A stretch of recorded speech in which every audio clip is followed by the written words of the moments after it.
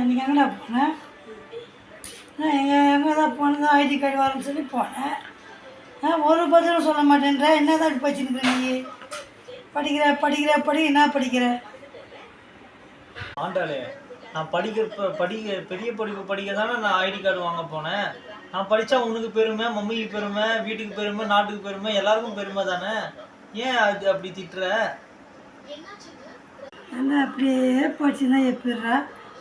நான் என்ன எப்போ தானே பேரன் பெரிய பார்க்குறது, கல்யாணம் காய்ச்சலாம் பார்க்குறது, இப்படியே பார்த்தா எப்படி அர்த்தம்? நிதானமாக படிக்கிற வயசு இப்போ தான் படிக்க முடியும். 23 வயசுலேருந்து 26 வயசுக்குள்ள தானே நம்ம படித்து டிகிரி வாங்க முடியும். அப்போ தானே உங்களை நான் ஃபாரினுக்கு அங்கெல்லாம் கூப்பிட்டு போய் ஜாலியாக உங்களை வச்சு காப்பாற்ற முடியும்.